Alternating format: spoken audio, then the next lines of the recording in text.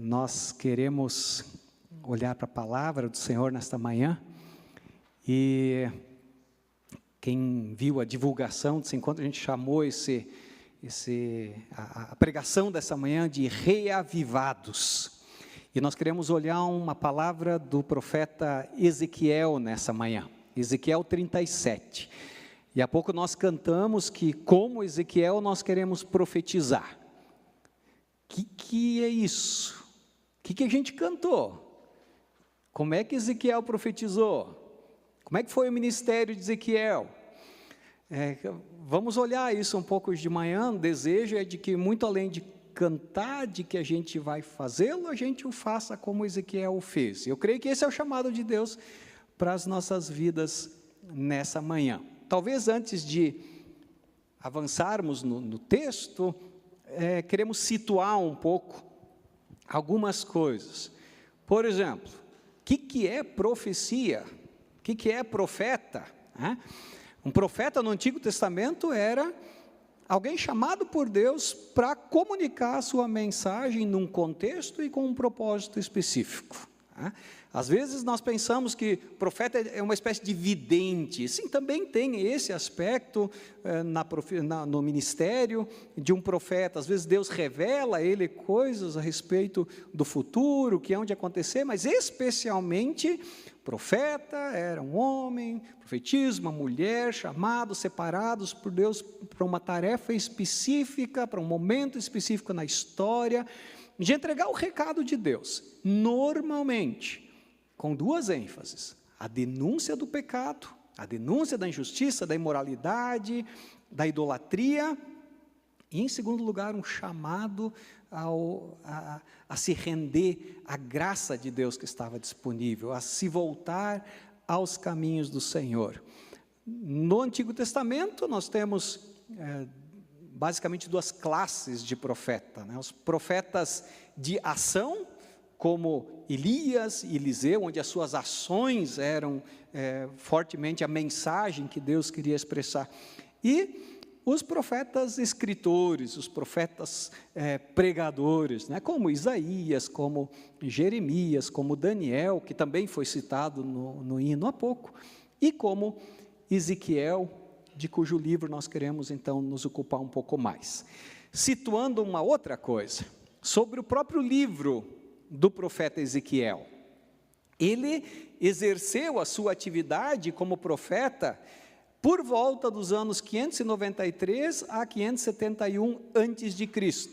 E tem um grande evento na história do povo que divide a obra desse profeta, que é a queda de Jerusalém, em 586 a.C., Jerusalém, a capital, a famosa cidade. Nós não vamos entrar em tantos detalhes, mas em 586 a.C., Jerusalém cai, ela é tomada, ela é invadida por impérios, por inimigos, e Ezequiel profetiza um tempo antes da queda e um tempo depois da queda.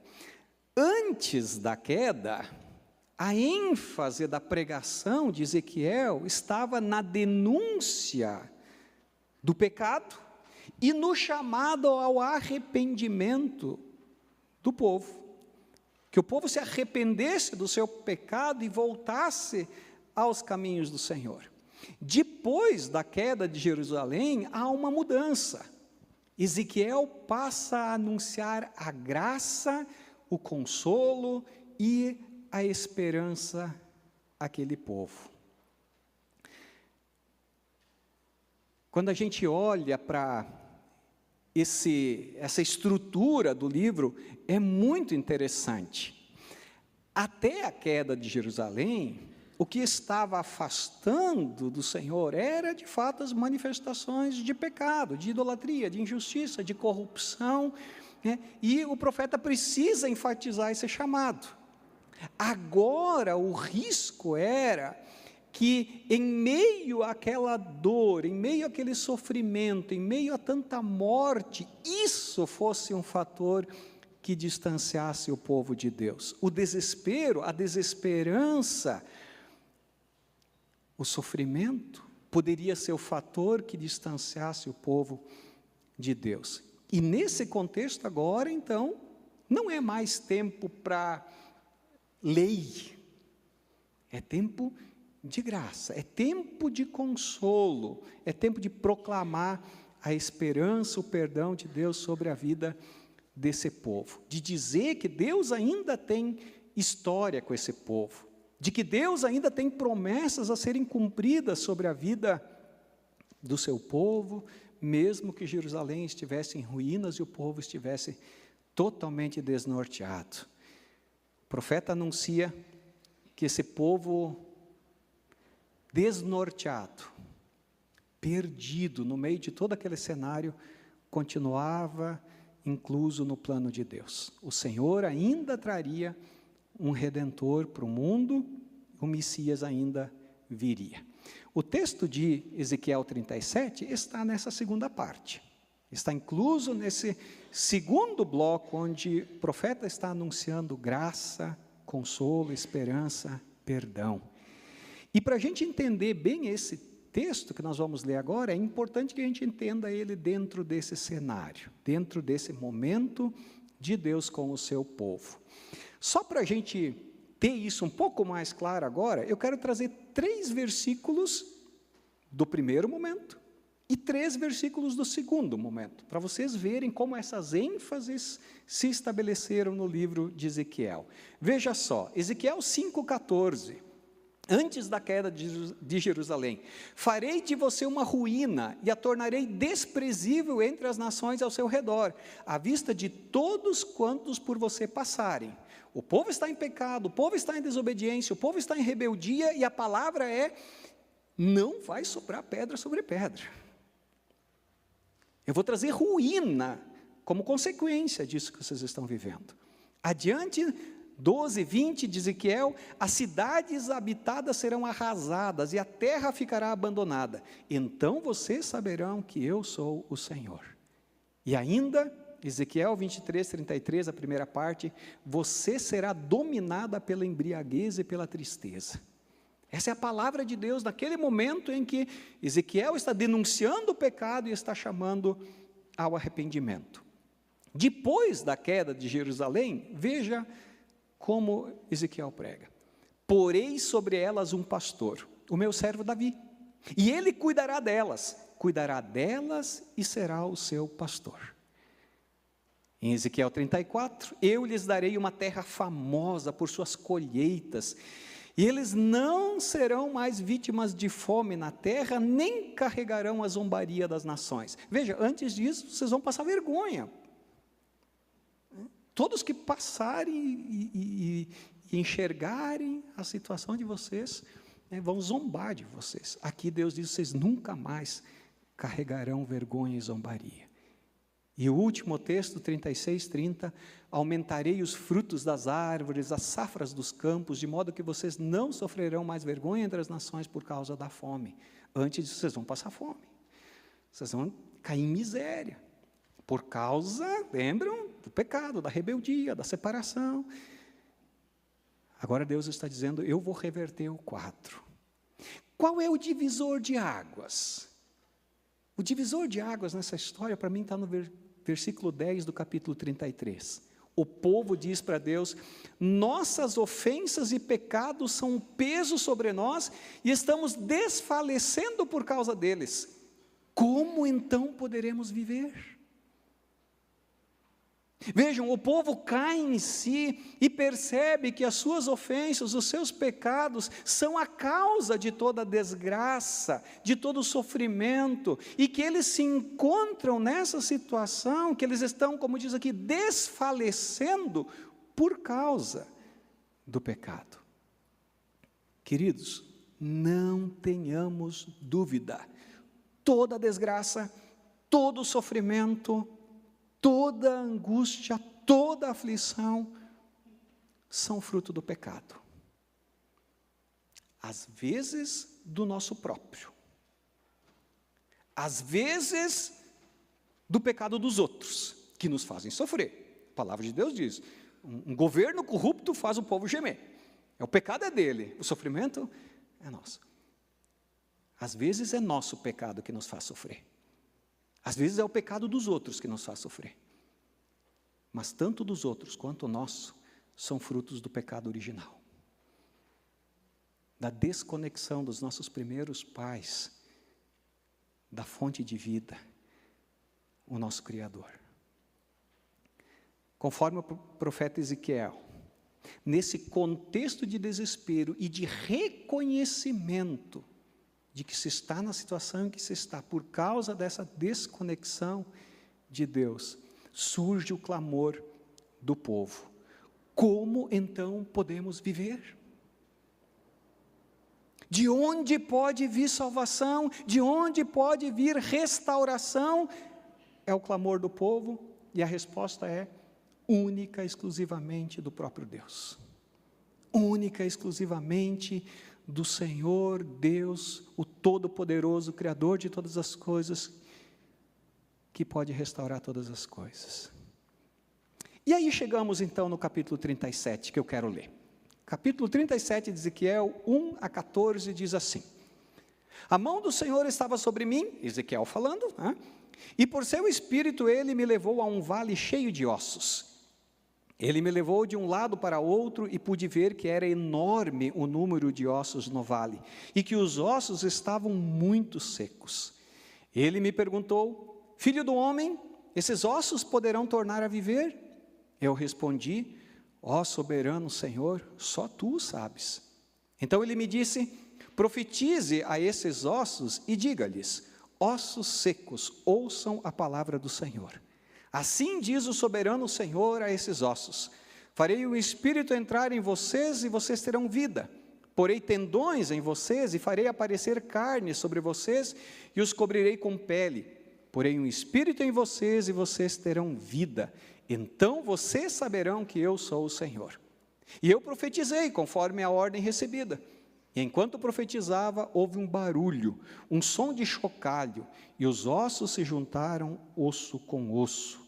Olhei, e os ossos foram cobertos de tendões e de carne, e depois de pele, mas não havia espírito neles. A seguir, ele, Deus, me disse: profetize ao Espírito, profetize, filho do homem, e diga-lhe: assim diz o soberano Senhor: venha desde os quatro ventos ao Espírito e sopre dentro desses mortos para que vivam. Profetizei conforme a ordem recebida, e o Espírito entrou neles, eles receberam vida e se puseram de pé. Era um exército enorme. Então ele me disse: filho do homem, esses ossos são toda a nação de Israel. Eles dizem: nossos ossos se secaram e a nossa esperança se foi, fomos exterminados. Por isso profetize e diga-lhes: assim diz o soberano Senhor: ó meu povo, vou abrir os seus túmulos e fazê-los sair. Trarei vocês de volta à terra de Israel. E quando eu abrir os seus túmulos e os fizer sair, vocês, meu povo, saberão que eu sou o Senhor. Porei o meu Espírito em vocês, e vocês viverão, e eu os estabelecerei em sua própria terra. Então vocês saberão que eu, o Senhor, falei e o fiz seus companheiros, palavra do Senhor. Queridos, que visão que esse homem tem. Esse homem tem essa visão, conforme ele relata aqui, diante de si, um vale totalmente repleto, encoberto de ossos, ossos secos, muito secos, diz aqui, um cenário de total e absoluta desolação. E lá adiante vai dizer que essa é a realidade do povo. O que Ezequiel está vendo em visão é a realidade do povo de Deus naquele momento da história. Cidades em ruína, lavouras destruídas, fome, doenças, dor, desespero, morte. E nesse cenário Deus pergunta para o profeta se há alguma possibilidade desse quadro ser revertido, dessa situação ser transformada, de haver vida no meio de tantos sinais de morte. A resposta do profeta é interessante: só tu o sabes, Senhor. Só tu o sabes. Às vezes a gente não sabe o que dizer. Às vezes a gente não sabe o que pensar. Às vezes a gente não sabe o que fazer. Às vezes o cenário da nossa vida pessoal, às vezes o cenário da nossa vida familiar, às vezes o cenário no trabalho, na própria igreja, ou na sociedade como um todo, é tão desolador, é tão desesperador, que a gente não sabe o que pensar, que a gente não sabe o que dizer, que a gente não sabe o que fazer, não sabe a quem recorrer. Eu creio que o que Deus faz nesse momento, eu creio que o que Deus faz nesse contexto do livro de Ezequiel, nesse contexto do vale de ossos secos, pode nos mostrar como Ele também quer agir no nosso tempo, nas nossas vidas, nas nossas famílias, na realidade que nos cerca. A restauração de Israel aqui, nós vemos, conforme o relato, acontece a partir da pregação da palavra. Vejam, Ezequiel não sabe, mas Deus sabe. E esse Deus que sabe, Ele reverterá o quadro. Ele fará com que vida brote naquele vale. Deus o fará, mas Deus não descarta o profeta como instrumento da ação. O profeta nas mãos de Deus será parte fundamental da restauração desse povo. Quando sinais de morte se manifestam e se multiplicam ao nosso redor, conforme Deus ordena aqui ao profeta, precisamos anunciar, precisamos manifestar e multiplicar a palavra de Deus. Deus diz aqui está o versículo. Deus diz a Ezequiel: profetize a esses ossos secos. Diga-lhes: ossos secos, ouçam a palavra do Senhor. Deus usa a sua palavra para gerar vida. Deus usa a sua palavra, poderosa palavra de Deus, que no princípio criou todas as coisas, a poderosa palavra encarnada de Deus, Jesus Cristo, a palavra que anunciamos hoje, aqui e agora, mas na nossa vida diária, para estabelecer vida, para restaurar vidas, para reverter quadros. Nós hoje temos uma dificuldade, porque a gente interpreta pregar a palavra de um jeito errado. A gente acha que pregar a palavra é o que eu estou fazendo aqui agora. Como assim? Não está pregando a palavra? Eu estou trazendo um ensino. Eu estou trazendo uma palestra para vocês, que a gente decidiu chamar de pregação. E aí quem prega é o pastor domingo lá no culto. A Bíblia não conhece isso como pregação da palavra. A Bíblia conhece a pregação da palavra como testemunho que os discípulos de Jesus dão em todo dia, em todo lugar, em todo o tempo da sua vida. Então, quando aqui Deus diz para Ezequiel pregar a palavra, Ele não está dizendo: providencia um microfone, uma caixa de som, um bom auditório, senta 200, 300 pessoas e fala para elas. Não é disso que Deus está falando. O Novo Testamento conhece isso muito menos. Porque no Novo Testamento, Paulo diz para Timóteo: prega a palavra. Ele não tem isso aqui em mente. O que Deus tem em mente é que você e eu, discípulos de Jesus, conhecedores do Evangelho, rendidos ao Evangelho, falemos às outras pessoas a respeito do que temos aprendido com Deus, mas também do que temos vivido com Deus.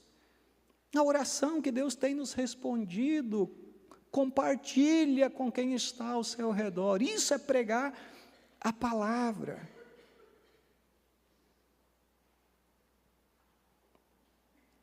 É importante que a gente viva isso, que a gente faça isso. Mas como evangélicos de confissão luterana que somos, temos que entender que essa palavra, ela sempre vem a nós. E ela sempre precisa ser anunciada numa dinâmica de lei e evangelho. Nós não podemos nos furtar de denunciar o pecado. Não metendo o dedo no olho do outro, mas de deixando muito claro a condição em que a nossa humanidade se encontra. A humanidade se encontra, por natureza, desconectada, separada, em rebeldia a Deus. E isso precisa ser dito. E é por causa dessa condição que todos os sinais desse pecado estão aqui: imoralidade, injustiça social, idolatria. Mas não podemos nos esquecer de anunciar que há salvação. Não podemos nos esquecer de anunciar de que nós somos salvos pela graça, que a obra de Cristo na cruz nos resgata, nos salva, nos perdoa, nos transforma. Como bom pastor, Jesus nos dá vida plena e abundante. É através da pregação da palavra, do testemunho da palavra, que vida vai surgir em meio aos cenários de morte no qual nós estamos inseridos, ou que nos afetam, pessoalmente, na nossa família, na igreja, na sociedade. A restauração de Israel, a nossa restauração, acontece a partir da palavra de Deus. Em segundo lugar, acontece através do poder do Espírito Santo. Deus diz a Ezequiel e diz a nós: profetize ao Espírito e diga-lhe: assim diz o soberano Senhor, venha desde os 4 ventos, ó Espírito, e sopre dentre desses mortos para que vivam. Profetizei conforme a ordem recebida, e o Espírito entrou neles, eles receberam vida e se puseram de pé. Era um exército enorme. Aqui agora o profeta não se dirige aos ossos, não se dirige ao povo, aqui o profeta se dirige ao Espírito.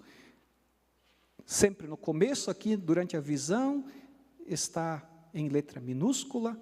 Depois, quando a visão é revelada, o que significa, está em maiúsculo, dizendo que está se referindo ao Espírito Santo, esse Espírito que dá a vida. E aqui nós somos lembrados que quem produz vida, quem gera a vida, não somos nós a partir das nossas forças. Precisamos buscar essa vida plena no Senhor e reconhecer que é Ele quem opera essa vida no contexto de morte. Apenas quando somos cheios do Espírito Santo, apenas quando o Espírito Santo de fato se move em nós, no nosso meio e através de nós, é que vida é possível, é que vida de verdade se manifesta. Nesse sentido, eu diria que a restauração de Israel e a nossa restauração está relacionado com 2 movimentos. Por um lado, o profeta se dirige às pessoas, ou seja, ele prega, ele anuncia, ele testemunha a palavra de Deus. Um segundo movimento é o profeta se dirigindo a Deus, ou seja, o profeta ora. E aí eu diria, todo o reavivamento pessoal, comunitário e social, ele estará diretamente relacionado a 2 movimentos: a pregação da palavra, a pregação poderosa da palavra, a pregação ousada da palavra, o testemunho fiel, íntegro e relevante da palavra de Deus por todos os seus discípulos, e a oração fervorosa. A oração que se entende como um relacionamento com Deus. Oração não pode ser a nossa listinha de necessidades que a gente entrega para Deus. Eu preciso disso, eu preciso daquilo, Deus mais aquilo outro, e nesse tempo, e por favor, entrega lá em casa. Como a gente faz com as nossas compras de supermercado. Oração não é isso. Oração é vida com Deus, é relacionamento com Deus, é intimidade com Deus. É dessa intimidade, desse relacionamento, dessa vida com Deus que brota a vida em nós e que nos capacita a gerar a vida através do testemunho da palavra, na direção dos outros. Quais são os sinais de morte que você tem percebido? Talvez na tua vida pessoal.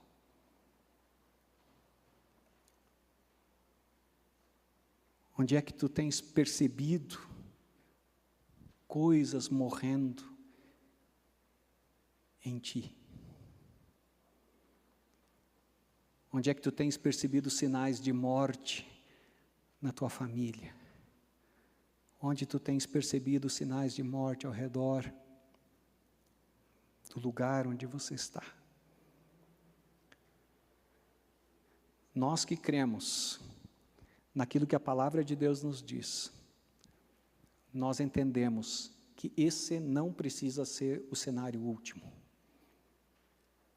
Essa não precisa ser a realidade última, porque nós esperamos um novo céu, uma nova terra, onde não haverá morte, onde não haverá choro, tristeza, luto, dor, onde tudo isso terá ficado para trás, e onde definitivamente o próprio Deus fará novas todas as coisas.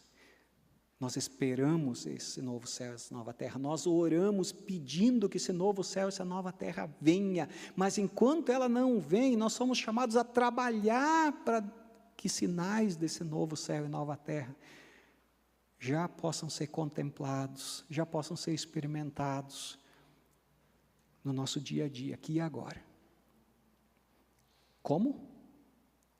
Nos dirigindo a Deus em oração. Cultivando intimidade com Deus através da oração. Nos dirigindo às pessoas em testemunho da sua poderosa palavra. Palavra que denuncia o pecado, palavra que anuncia a graça e salvação. Meu desejo, a minha oração é que Deus, pelo seu Espírito, testifique nos nossos corações a respeito dessa realidade e que a gente experimente isso. Antes de terminar, eu queria dizer assim, talvez você esteja experimentando situação de morte. E você diga, mas eu nem tenho força para orar. Eu nem consigo orar. Se você quiser, depois do culto, vir aqui à frente, eu vou ficar aqui um tempo. Se você quiser, pastor, podia orar por mim? Eu gostaria que o pastor orasse. Algum outro irmão vai estar aqui comigo. A gente quer dizer, a gente quer ajudar. A gente quer estar junto na jornada. Né? Pode ficar depois do culto aqui, a gente conversa, a gente ora junto, para que também nesse momento, talvez onde a gente nem dá conta de orar. E eu sei do que eu estou falando, já tive isso. A gente possa se sentir amparado, ajudado no processo. Amém? Assim como estamos, vamos orar? Pai querido, que essa tua palavra, que é uma palavra de poder, de graça, de misericórdia, porque ela é tua, nos alcance nesse momento, estabeleça na nossa vida uma obra que glorifica o teu nome, mas que estabelece sinais de vida. Pai, nós queremos que o Senhor se movimente na nossa direção. Nós precisamos, Pai. Nós precisamos e pedimos, tem misericórdia de nós. Ajuda-nos a crer, ajuda-nos a confiar. Ajuda-nos, Pai, a entender os teus propósitos. Ajuda-nos a reagir. Ajuda-nos, Pai, a ser teus instrumentos. Pai, assim nós entregamos a nossa vida que continua nas tuas mãos, pedindo, fica conosco, em nome de Jesus. Amém.